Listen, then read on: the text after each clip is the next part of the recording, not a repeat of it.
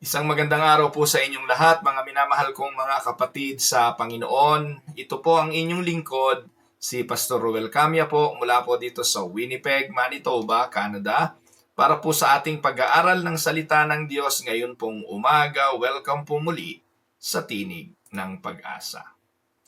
Ang atin pong pag-aaral ngayong umaga ay continuation ng ating series on the book of Ephesians, at sa araw pong ito, ang atin pong tatalakayin ay ang verses 5 to 10 ng Ephesians chapter 1. So part 2 po tayo ng atin pong topic na sinimulan natin kahapon, Chosen, Redeemed, and Sealed in Christ, part 2. At ito po ang mga talata.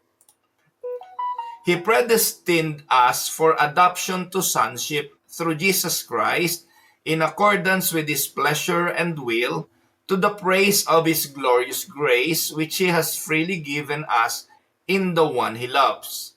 In Him we have redemption through His blood, the forgiveness of sins in accordance with the riches of God's grace that He lavished on us. With all wisdom and understanding, He made known to us the mystery of His will according to His good pleasure, which He purposed in Christ to be put into effect when the times reach their fulfillment, to bring unity to all things in heaven and on earth under Christ. Pagpalainawa ng ating Diyos na buhay ang pagkabasa at pagkadinig ng kanyang mga banal na salita na sa araw na ito'y muli nating pag-aaralan. Ang theme ng Ephesians chapter 1 verses 1 to 14 ay God's eternal plan of salvation and the blessings we receive in Christ. Ang tema pong ito ang ipinapakita ng 14 na unang versikulo o verses ng chapter 1 ng Ephesians. Paul's letter to the Ephesians open with the richest theological passages in the entire New Testament. In just 14 verses, the Apostle Paul takes us into the heart of God's redemptive plan and showing us that our salvation was not an afterthought, but part of God's eternal design. There is a grand designer of all things, creator of the universe. So kung ganon ang ating paniniwala sa Diyos, meron din pong grand design when it comes to saving people, to saving whom He would like to be saved. Hindi po ito afterthought lang o naisip lang ng Diyos, kung hindi ito reaction lang ng Diyos, kung hindi ito ay bunga ng kanyang disenyo. So this passage help us to understand our one, the identity in Christ. Second, sovereignty of God in salvation. And the third, the purpose of our existence to the praise of His glory. Ito po yung tatlong pagtutuunan natin ng pansin sa mga susunod na mga araw na nilalaman ng 14 na talata, chapter 1, verses 1 to 14. Kahapon, sinimulan natin ang unang 5 talata. Alam niyo po mga kapatid, talagang pag nagsimula po kayo mag-aral ng Bible, one verse at a time, ma-overwhelm kayo sa dami ng magagandang mga insights at sa linaw ng pagpapaliwanag ni Apostol Pablo.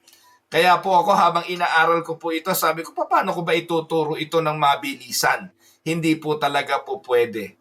So ang approach na gagawin natin dito, iisa-isahin natin ang mga talata, hindi lamang verse by verse, kundi phrase by phrase.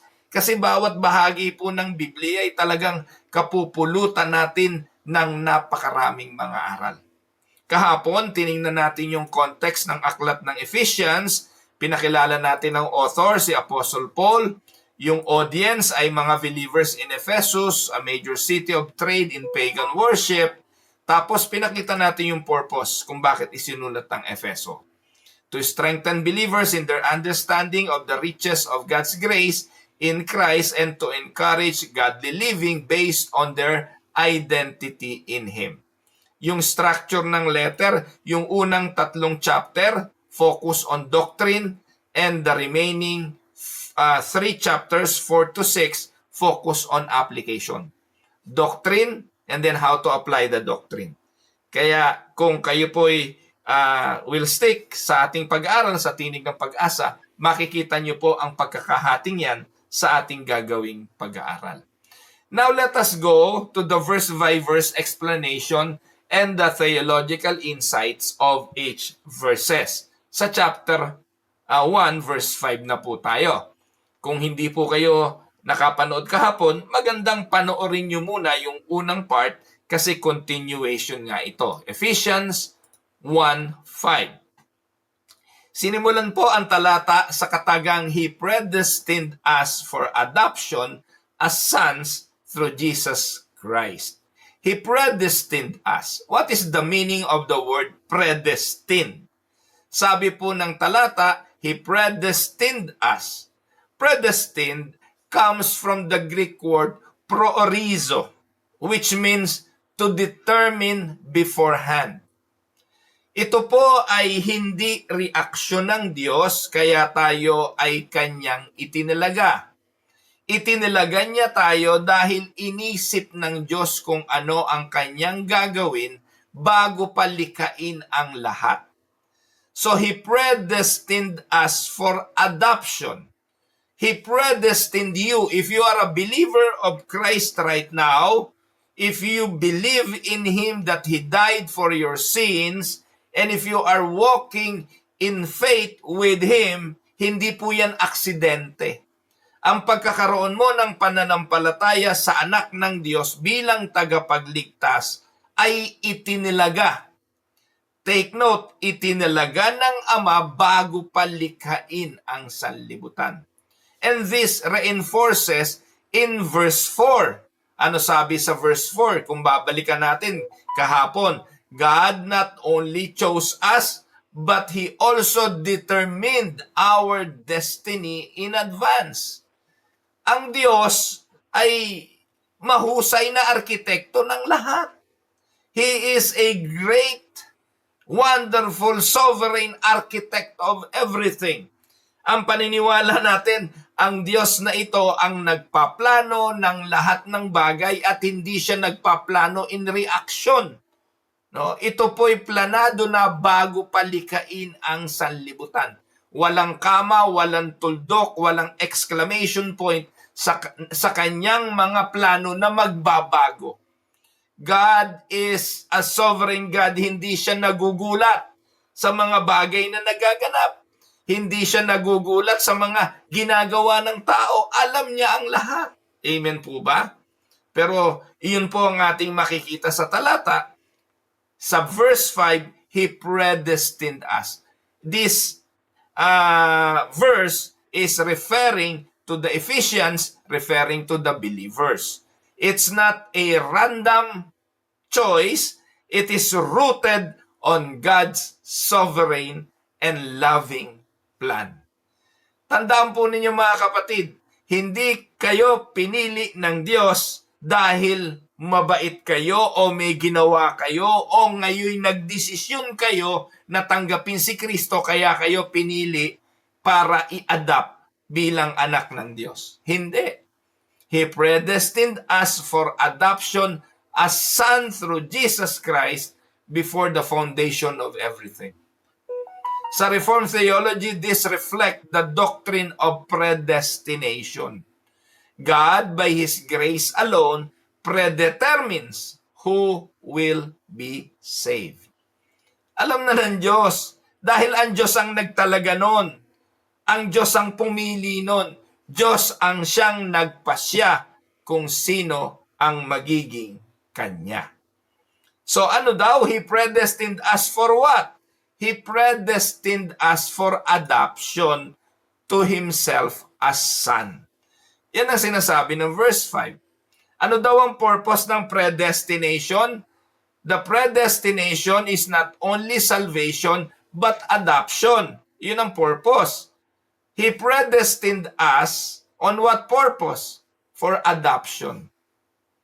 Purpose of predestination is not just to save us, but to make us children of God.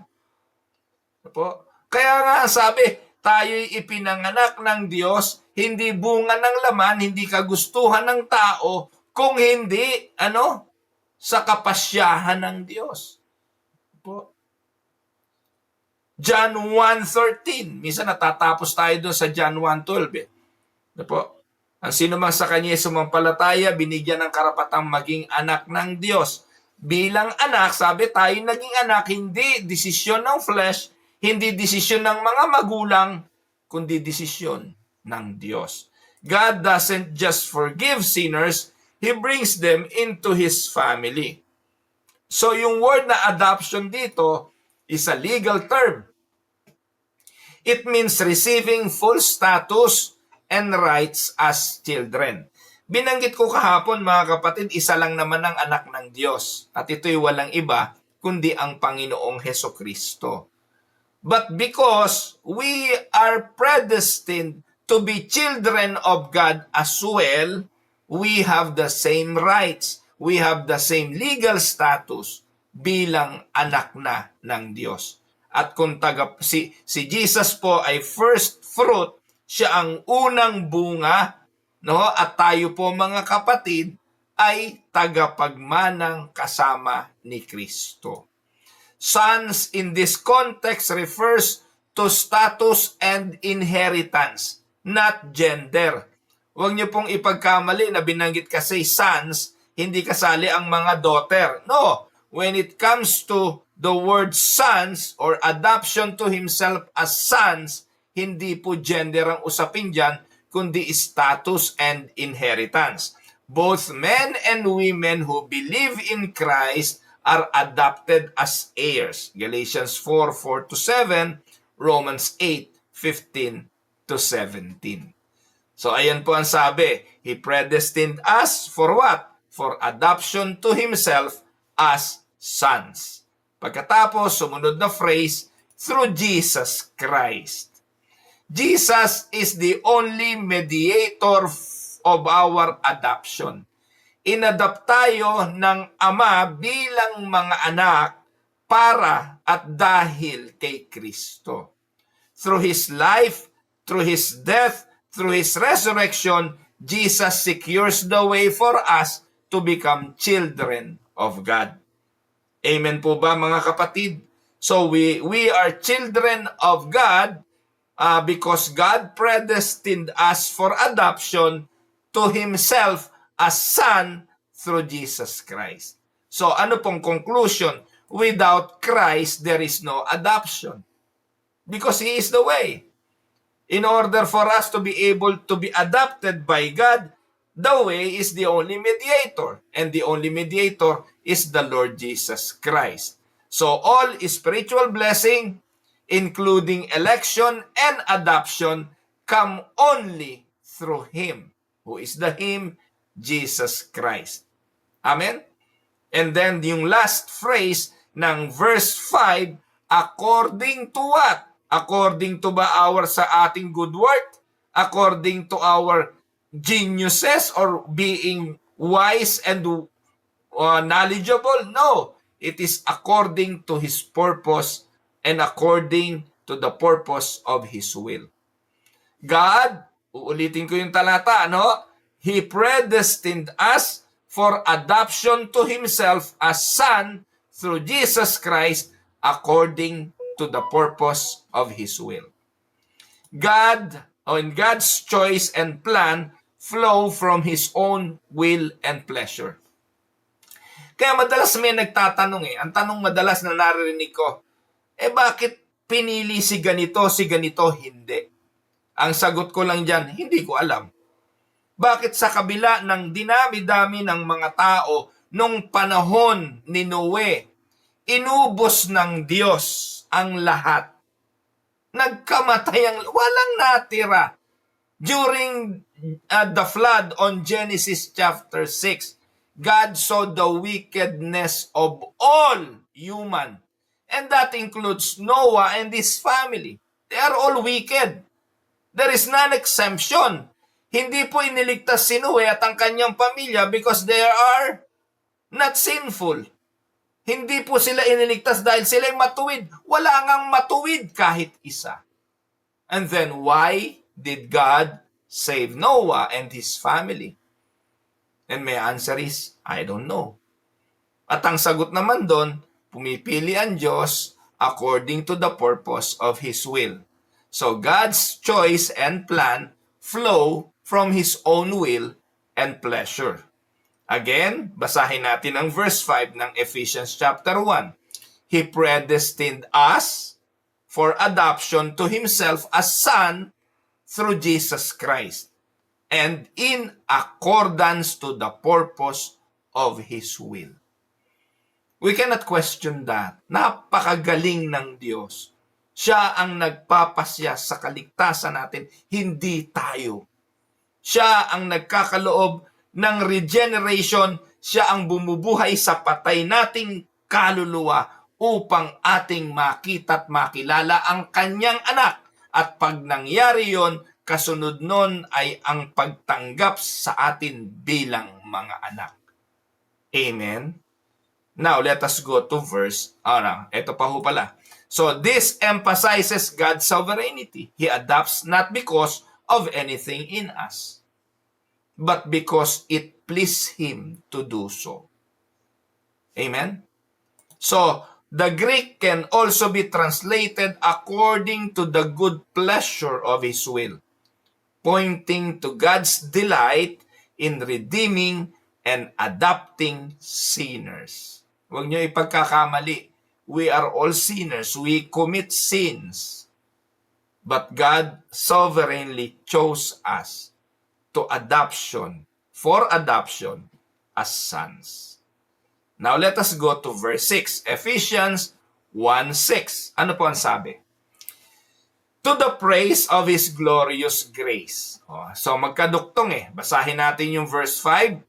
God, He predestined us for adoption to Himself as Son through Jesus Christ according to the purpose of His will, to the praise of His glorious grace with which He has blessed us in the Beloved. Ano pong paliwanag? Explanation. To the praise of His glorious grace. Ito pong phrase na ito reveals the ultimate purpose of God's redemptive plan.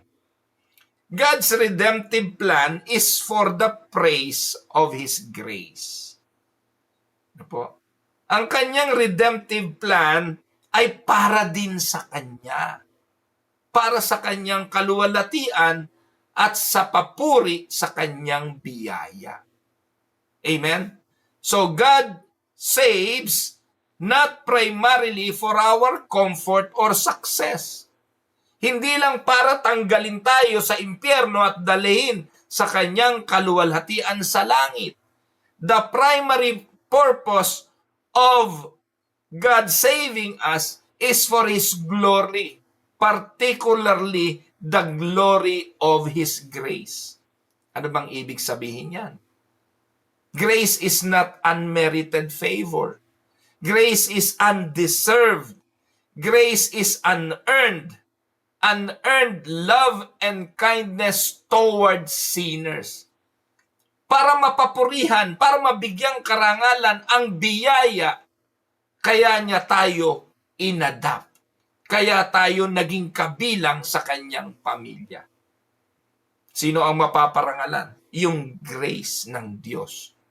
And yung grace ay unmerited. Can you imagine, mga kapatid? Ano unang ginawa ni Noe pagbaba ng arko? Ang unang niyang ginawa, gumawa ng altar at sinamba ang Panginoon. Ito po ang magiging resulta ng kaligtasang ibinigay ng Diyos. Pupurihin ng iniligtas ang Diyos dahil sa kanyang biyaya at pagkakalooban siya ng kaluwalhatian. Amen? Kaya byproduct ng kaligtasan, mga kapatid, ay ang ating pagsamba, ang ating pagpupuri, ang ating pagkilala sa grace ng Diyos. Kaya nga grace yan unmerited, undeserving tayo, pero ibinigay pa rin ng Diyos. At ito po ay itinalaga ng Diyos. Predestined. So, glorious grace emphasizes its beauty, richness, and worthiness of worship. Ang theological insight nito sa ating pananampalataya, grace is sovereign and effectual. God's grace is not a response to human action, but the cause of human action.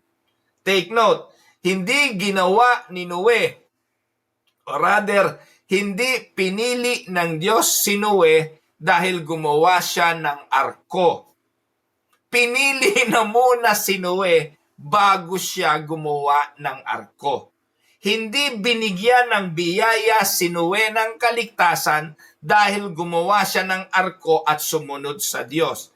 Hindi. Binigyan muna siya ng kaligtasan, ng biyaya, ng pag-ibig, ng undeserved, unearned love of God, and then the result of that is Noah's obedience to God by following every detail and building the ark.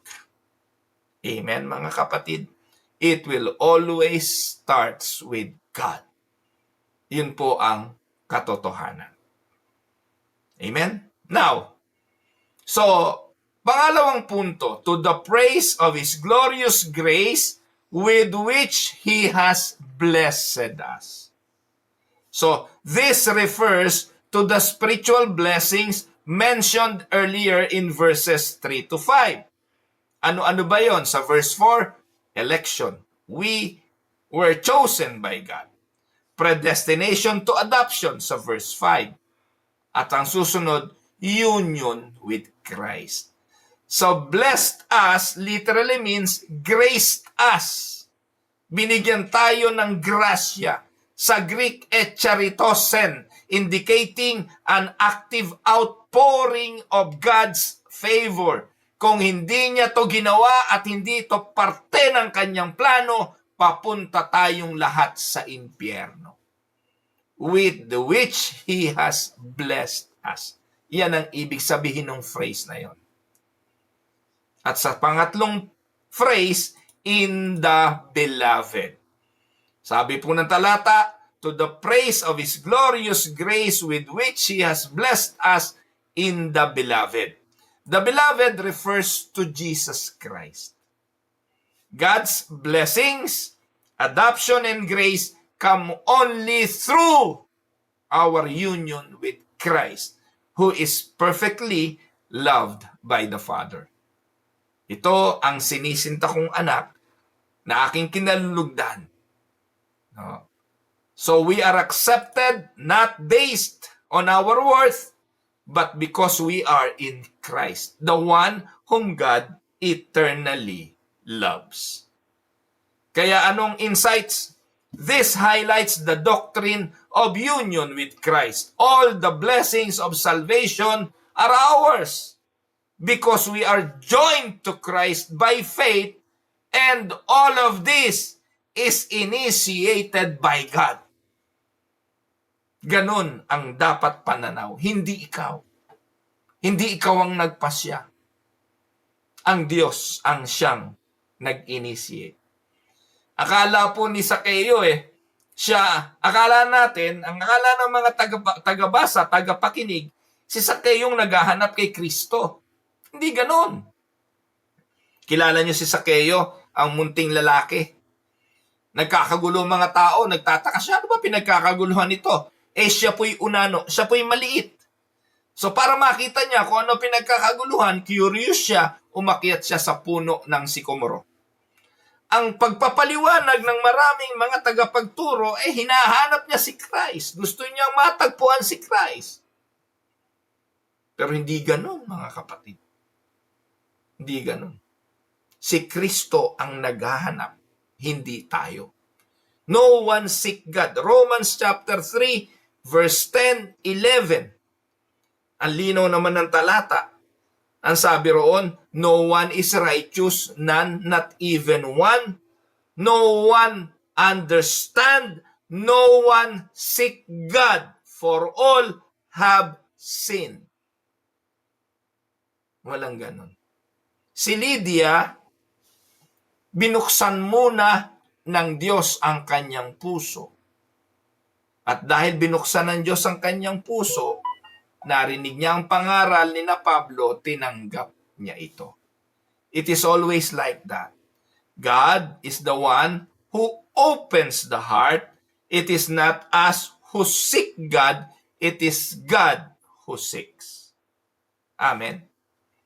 So imagine a beggar brought into a royal palace, clothed in fine robes, and adopted by the king, not because of anything he's done, but because the king's son loves him.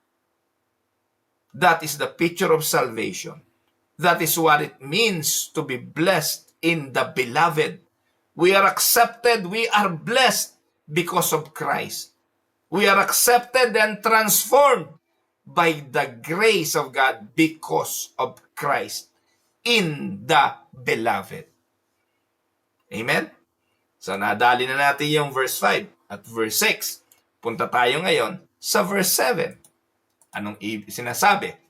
Verse 7, in Him we have redemption through His blood, the forgiveness of our trespasses according to the riches of His grace. Ayan.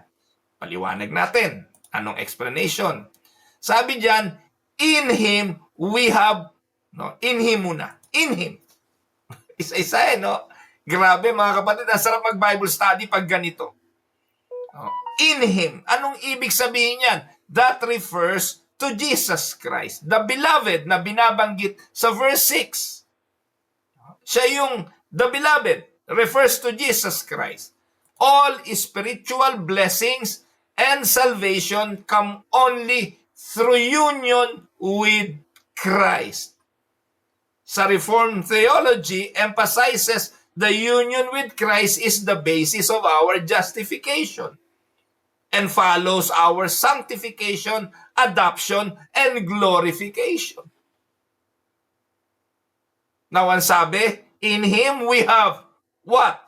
We have redemption. Ano ba ibig sabihin ng redemption? Redemption means being set free or delivered, especially through the payment of a ransom. Sa biblical terms, mga kapatid, it refers to deliverance from the slavery of sin, of death, and Satan. Colossians 1:13 to 14. So, ang linaw mga kapatid, no po? Ang sabi po, babasahin ko uli yung verse 5. Ang sabi po ng verse 5, He predestined us for adoption to Himself as Son through Jesus Christ according to His purpose and will. No, pag binabasa natin ngayon, naiintindihan na natin. Kasi alam na natin yung mga terminologies. Alam na natin ang ibig sabihin ng mga talata. And then, to the pleasure of His glorious grace, which He has blessed in us, in the beloved. And then, comes verse 7, in Him, we have redemption. Through, doon muna, we have redemption.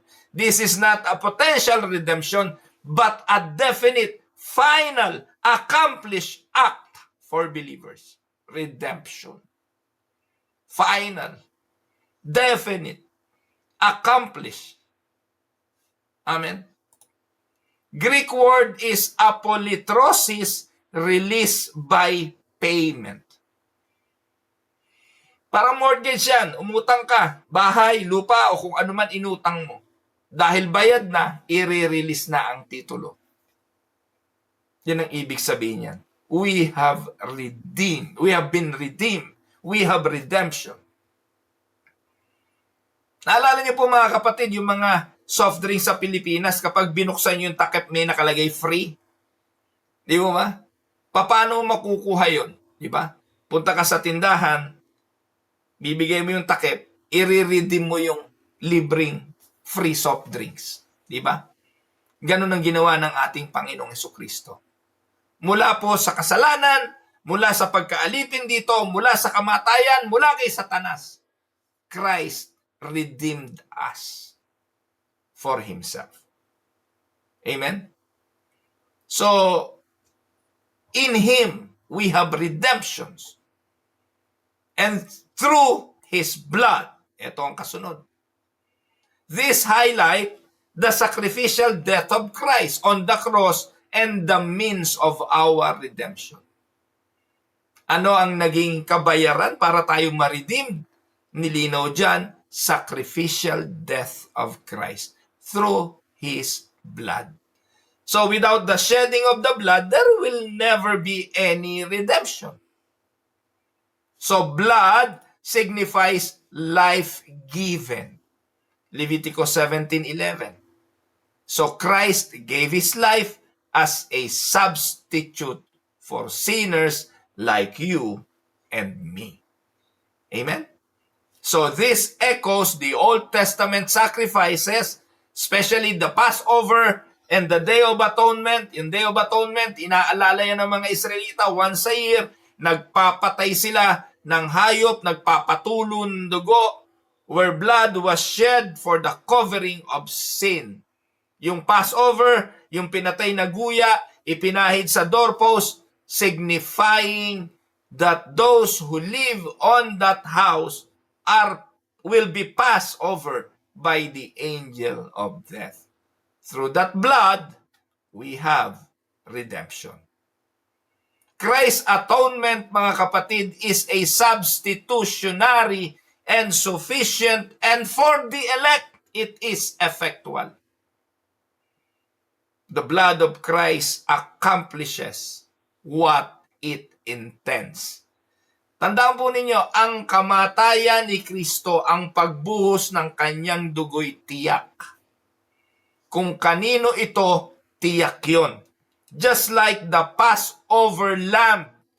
Take note mga kapatid, yung pinatay na kordero noong Passover, lahat ng bahay na napahira ng dugo, iniligtas. Tiyak kung kanino yon. At kung kanino yon, para sa mga Israelitang ililigtas ng Diyos. They are the elect and they will be saved. Ganon din tayo. Kung ang kamatayan ni Kristo, take note of this, listen to this, yung mga universalist dyan, yung mga naniniwala na dahil namatay si Christ, lahat ng tao'y ligtas, hindi yun totoo. Para sa lahat ba ang kamatayan ni Kristo? Hindi yun totoo. Definite yun. Merong siguradong paglalagakan ang kamatayan at ang dugo ng Panginoon. Effectual yun. Merong tiyak na pinagbigyan. Dahil kung ang pinagbigyan nun ay lahat ng nilalang, di lahat tayo'y mananampalataya. Ang tanong, mangyayari ba yun? Hindi. Kaya nga ang luwang-luwang ng daan patungo sa kapahamakan, ang luwang-luwang ng impyerno, dahil hindi para sa lahat ang dugo ni Kristo. Definite yun. At yun ay para sa mga pinili ng Diyos, at yung mga pinili ng Diyos, they will come to Christ. Why? Because the Father will draw them to Christ and they will know Him as the way, the truth, and the life. Hindi ho mahirap intindihin ito.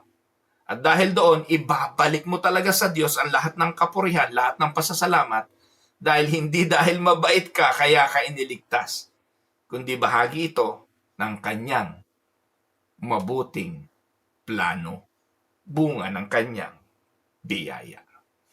So, through His blood, the forgiveness of our trespasses. Forgiveness in Greek is aphesis, means to send away, implying God remove or send away our sins from us. He removes our sins. He send away our sins. Tinanggal niya ito. No? Through His blood, forgiveness. Ito po. Of our trespasses. Yung trespasses are willful deviations from God's law. Deliberate rebellion, not merely mistakes. Can you imagine that? Ang pagpapatawad ng Panginoong Hesukristo sa ating mga kasalanan ay hindi no, ay kabuuan nito at hindi yung mga mistake lang. Trespasses is deliberate, willful deviations from God. At ito ang kanyang pinatawad. Hindi po ba biyaya yun? So through Christ, God cancels the debt and sets the sinner free from guilt and penalty. Na po, through His blood, the forgiveness of our trespasses according to the riches of His grace. Paulit-ulit lang ako mga kapatid. Amen. So God's forgiveness is not limited. It flows from the infinite riches of His grace. It is not just out of His grace, but according to, meaning in proportion to His limitless grace. God's grace is lavish, abundant, but undeserved. Hindi yan bunga ng effort, hindi bunga ng gawa, hindi yan kabayaran. Salvation is grace alone, not by works of human effort. Ephesians 2:8 and 9. Even, take note of this, even our ability to repent, our ability to believe, it comes from God's gracious initiative. Minsan nagbibigay pa ng yabang sa atin yun, na ako nanampalataya ako sa Diyos. Bakit ka nakapanampalataya? Kasi binigyan ka ng Diyos ng pananampalataya. Galing din yun sa Kanya upang wag tayong magmalaki. Amen? Now, let us go to verse 8. Ano sabi ng verse 8? Which He lavishes or lavished upon us in all wisdom and insight. Binanggit ko na to kanina Yung grace is lavish, abundant, and undeserved, which He lavished upon us. It refers to the riches of His grace. Yun ang verse 7 kanina. The word lavish, Greek eperishusen, means to overflow, to abound richly, to exceed measure. God's grace is not given sparingly, it is generous, abundant, and overflowing. It is not just enough grace to save, but enough to sustain, enough to transform, and enough to equip us throughout life. That is the grace of God. So bilang emphasis, this reminds us that salvation is not a result of human effort. It is all God's doing, richly and freely poured out on undeserving sinners as part of God's sovereign plan. Amen? Sabi, which He lavished upon us in all wisdom and insight. In all wisdom and insight means God didn't randomly or recklessly pour out grace. He did it wisely and purposely. In all wisdom and insight. Hindi po ibinuhos yung biyaya ng kaligtasan, bahala kayo dyan. Kung sino gustong sumalo, sumalo. O kung sino gustong tumanggap, tumanggap. No. He did it wisely and purposely. Amen? So, wisdom, Sophia sa Greek, refers to understanding ultimate reality and eternal truth. This is God's grand redemptive plan. Insight, Phronesis, refers to practical understanding, applying truth to real situations. God knows how to work out His purposes perfectly. Lahat po ng ginagawa ng Diyos ay tiyak, may layunin. He did this in all wisdom and insight. This means God's grace was not impulsive, hindi siya reactive lang, but part of a wise, deliberate, loving plan. Redemption is not a reaction, but a divine strategy from eternity past. Bilang illustration, imagine a skilled architect building a masterpiece. God is using abundant resources, grace yun, and carefully throughout design yung wisdom and insight, and that's how God designed and accomplished our salvation. Amen? Puntahan natin ang verse 9. Ano sabi ng verse 9? Making known to us the mystery of His will according to His purpose which He set forth in Christ. Anong explanation? Making known to us the mystery of His will, ibig sabihin niyan, it is referring to revelation. God has unveiled something that was once hidden. Mystery nga eh. Ibig sabihin sa Greek niya, mysterion. In the New Testament doesn't mean something unknowable, but something once hidden. Dating nakatago, but now is revealed, kaya mystery. Ano daw yon? His will. Making known mystery as the mystery of His will. No, yung God's eternal plan of salvation before is a mystery, but now it was revealed. Especially His plan to unite all things in Christ. Ito yung nasa verse 10. So ano tong mystery na to? The mystery includes salvation now for both the Jews and the Gentiles. Dati ang salvation for the chosen people, which is the Jewish. But now salvation for both, in-reveal ito na ang kaligtasan naman pala hindi lang para sa Hudyo. Planado pala ng Diyos na ang kaligtasan ay para sa Hudyo at sa mga Hentil. At unti-unti in-reveal yung iglesia bilang katawan ni Kristo, the new Israel, and the centrality of Christ in all of God's redemptive work, na nakasentro kay Kristo. Unti-unting in-reveal sa atin yun ng Scripture. Amen? So, making known to us the mystery of His will, ano po? The mystery includes salvation, church, and the centrality of Christ. So, God's will is not something man discover by intellect or effort. Kasi ang daming matatalinong tao, mga kapatid, pero hindi naman nila ito maintindihan. Ang dami-daming mga nag-aral, pero hindi nila mapag-unawa yung redemptive plan ng Diyos. Kahit magbasa sila ng Biblia, hindi nila makita na si Kristo ang sentro ng kaligtasan.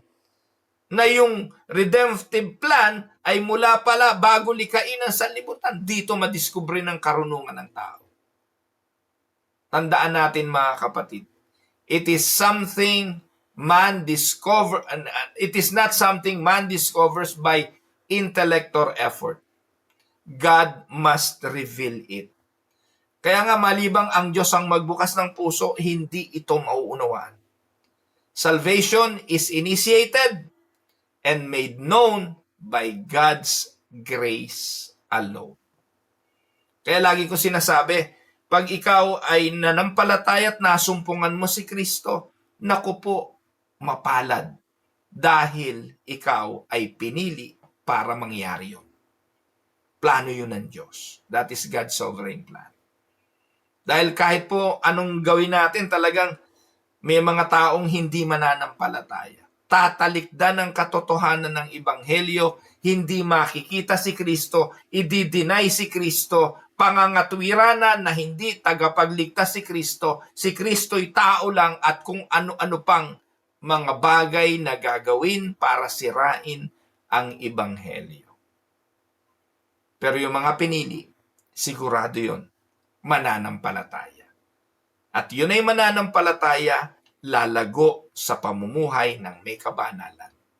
At pagbalik ng Panginoon, sila, tayo, ang kukunin sa kanyang pagbalik. Amen? Ang sabi po sa susunod na phrase, according to His purpose. God revealed His plan not randomly or reactively, but intentionally, according to His eternal and sovereign purpose. The Greek word here, eudokia, conveys good pleasure or kind intention. It reminds us that salvation flows from God's delight, not obligation. God didn't owe us a revelation of His will. He lovingly chose to reveal it out of His sovereign and gracious plan. Why? Ito po'y set forth in Christ, which He set forth in Christ. The focus of God's revealed will is Christ, His life, death, resurrection, and lordship. Yan ang mystery. Di po ba? Namiss yan ng mga Hudyo. Hindi nakita yan ng mga Hudyo. Ang puso nila ay nagmatigas at pinagmatigas. Namiss nila ang Kristong nasa kanilang kalagitnaan. Because it can only be revealed. And those who was given the revelation ay ang mga pinili para sa kaligtasan. Set forth means displayed openly, carried out in public. Christ is not just the messenger of the mystery, He is the center and the fulfillment of the mystery. Amen? Christ is the eternal mediator of the covenant of grace. God's entire plan from eternity centers on Him. Think of a beautiful mural hidden behind a curtain.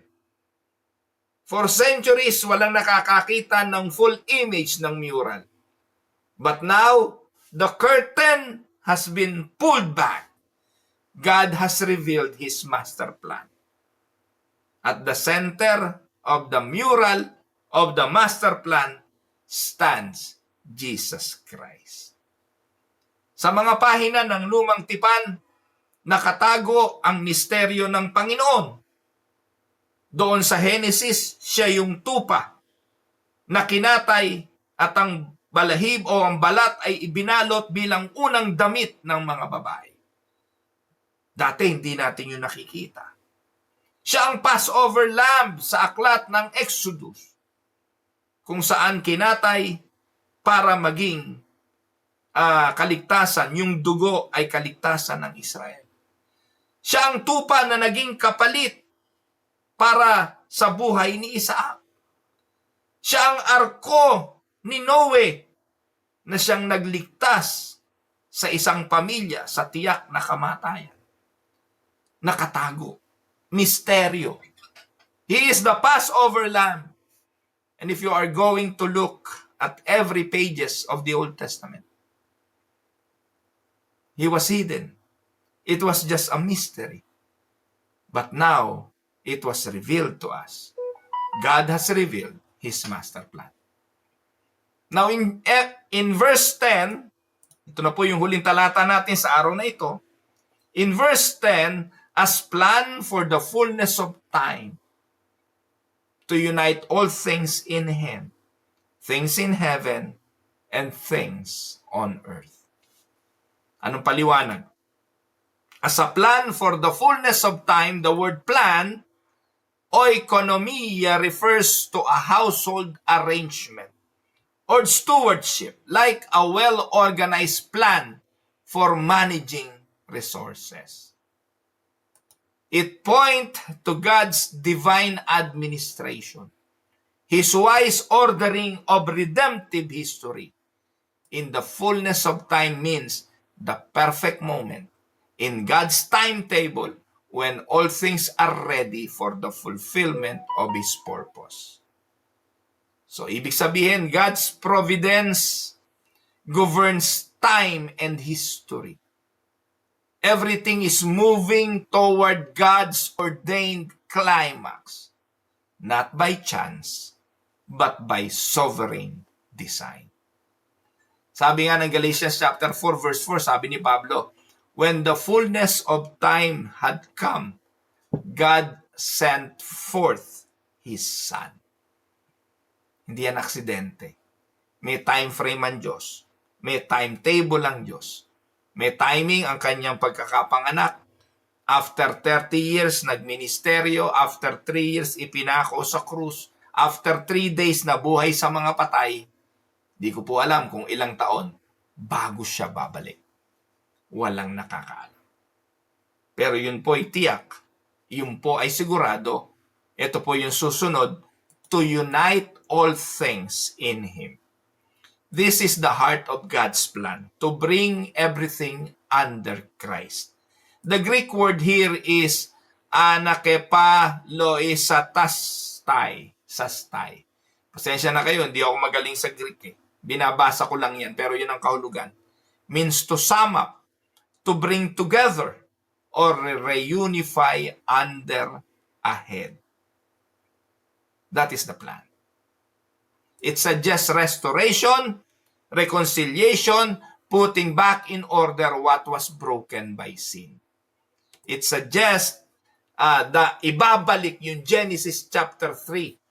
Yung Genesis chapter 3 na winasak ang mundo, ang creation by the sin of man, God's redemptive plan through Christ is to heal, to restore, and unify all things under His Lordship. To unite all things in Him, things in heaven, and things on earth. Ibig sabihin yan, encompasses all of creation. Heavenly things, angels, spiritual realms, the unseen, at yung earthly things, people, nations, and the physical world. Tatawagin ng Diyos ang kanyang mga anak, ang kanyang mga pinili, at sila, tayo, ay magiging isa sa Kanya. It implies cosmic restoration, not just personal salvation, but all creation brought into proper order under Christ. Amen? And this echoes the already, not yet dynamic. Christ already reigned, but the full consummation of His rule is still in the future. It is coming. Amen? Imagine a king returning into a divided kingdom.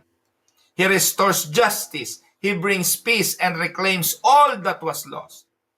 Jesus is that king.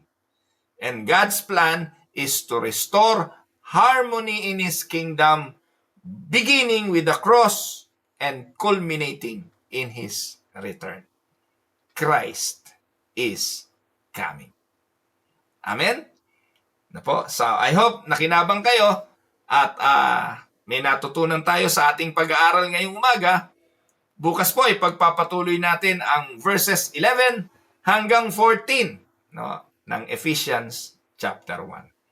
Salamat sa inyong pagsubaybay. Ito po ang inyong lingkod, si Pastor Ruel, para po sa Tinig ng Pag-asa. God bless mga kapatid.